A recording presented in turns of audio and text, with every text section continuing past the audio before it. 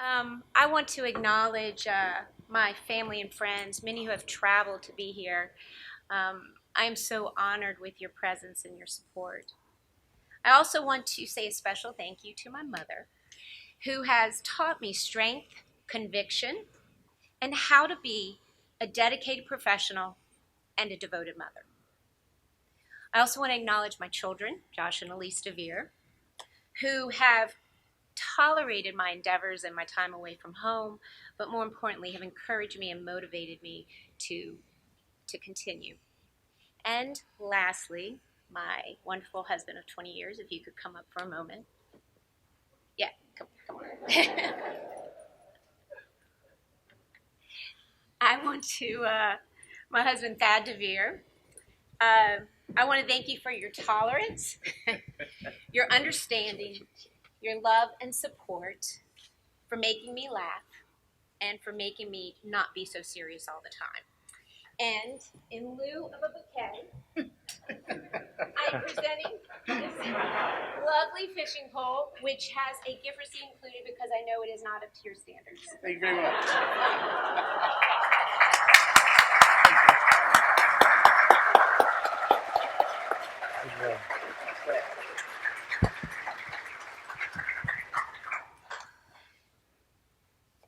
So I want to say it is a privilege and honor to serve you as the 140th president of Louisiana State Medical Society. I thank you for allowing me the opportunity and for putting your trust in me. While I recognize that we won't always agree on everything, I hope that you know that I and the other members of LSMS leadership team are absolutely committed to doing what is best for this organization. Throughout my career, I have been a strong advocate for physicians because I believe our voice is essential in maintaining quality health care in Louisiana. I graduated from medical school in 1994, and I finished my residency in 1998 at LSU Medical School in New Orleans. I'm very proud of that. I, as many of you, started the long journey of brutal hours and stressful academics with a strong endeavor to contribute to humanity and community. As physicians, we are given the knowledge and training to have meaningful impact on so many lives. The history of medicine has evolved in a way to provide us with the best training to deliver the best care. Improvements in medical education, technology, and treatments are driven by leading physicians in the world in order to deliver the most benefit to our patients with the least harm. However, today, more than ever, we are threatened with opposing forces that are causing us to lose our identity. Our identity is intertwined with deeply personal connections with our patients that are unique from all other types of relationships. Patients confide and share things with us that they often share with no one else. According to the American College of Physicians, patients want and need a number of attributes in physicians: knowledge, expertise, kindness, caring, attentiveness, a willingness to explain, and offers of reassurance. Healthcare provider is a marketplace term that is hardly accurate to describe the cherished relationship between a physician and a patient, but rather industry attempts to redefine us and our services as a business commodity. Dr. Wendy Dean, a psychiatrist from Washington, D.C., describes the difficulties, frustrations, and some of the burnout the physicians have been experiencing lately. According to Dr. Dean, this is not burnout. She says it is much, much worse. It is moral injury that's being imposed upon physicians.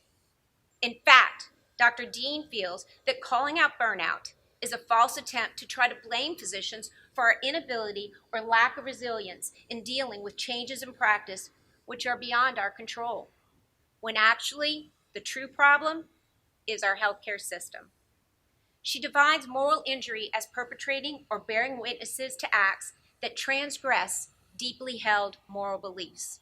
In other words, physicians take an oath to provide the best care to their patients, and we are taught from the beginning of our training that patient care is our first priority.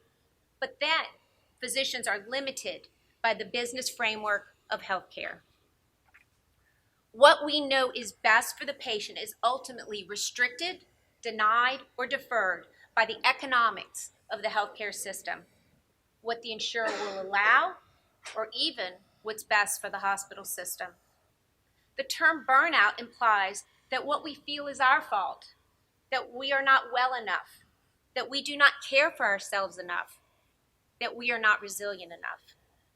But we know that no amount of meditation, exercise, or wellness lectures are going to help what ails us. When our patient is denied necessary surgery by their insurance company, or when a patient needs a certain medicine that's not on the insurance formulary, or when a patient needs a referral to the specialist that isn't allowed because that causes leakage outside of the corporate healthcare system, which hurts the economics of that system. According to Dr. Dean, there's no amount of wellness that will allow us to be resilient to those kind of insults. Until we can allow physicians to think primarily about what is in the best interest of their patients, we aren't going to solve the problem. As physicians, we need to look at the symptoms and define the cause of this identity crisis. Physician frustration is not caused by flaws in our character, but flaws in a system. As an organization, we need to work together to try to fix it. While the technology and finances of the business of medicine have driven the changes, we've allowed the central physician-patient relationship to diminish in importance, just as we have allowed our relationships with each other to disappear.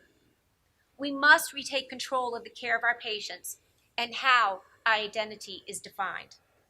Certainly, there are financial aspects to the healthcare system that we cannot overlook, but we need to refocus the delivery back to what is truly needed for our patients and for our physicians. So how do we do it? First and foremost, we need to stick together. We need to continue to build our tight community of physicians working together to a better end. We need to connect and reconnect with our peers for support and strength. We need to encourage them that this is not the time to give up, but the time to do something about it. We need to stay true and stand up for issues that are important to the physicians and patients of Louisiana. Too often I see outside states and societies tell us what they think should be our best practice. Let the physicians of Louisiana stay united, that we may decide what is best for Louisiana without pressure or prejudice, as we give other states the same courtesy. Secondly, we need to value the relationships that we have with our patients, because that relationship is the cornerstone of healthcare.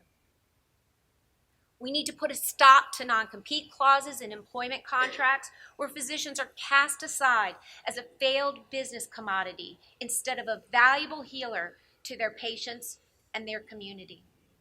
We need to ensure that there is proper oversight of extended providers. There is a proven, vetted medical curriculum and training that is necessary to safely diagnose and treat patients. Extended providers are certainly assets in the healthcare system, but not as a replacement for physicians and not delivering care alone. Thirdly, we need to help physicians navigate the bureaucracy and business of medicine so that we can focus on the relationship that means the most. We must protect the Med-Mal cap and PCF fund that helps control the cost of malpractice insurance, allowing us to continue to deliver affordable health care. We must continue to advocate for our patients by supporting policy and legislation that simplifies the process and mandates coverage of necessary health insurance benefits. We must not tolerate any corporate healthcare entity that limits their competition for the purpose of financial gain through deselection or diversion, especially when it is not in the best interest of the patient. We must develop resources that allow physicians to maintain independence by simplifying the business of medicine through such programs as IPAs that help with tedious contract negotiation and management services for newly independent physicians. And we must ensure that employed or aligned physicians feel confident and secure in their recommendations to patients without threat or penalty so that they may stay true to their identity and purpose.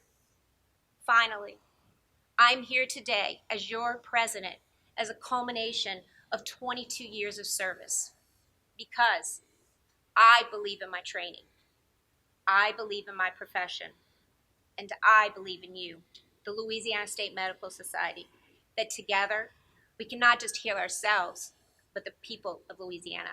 Thank you.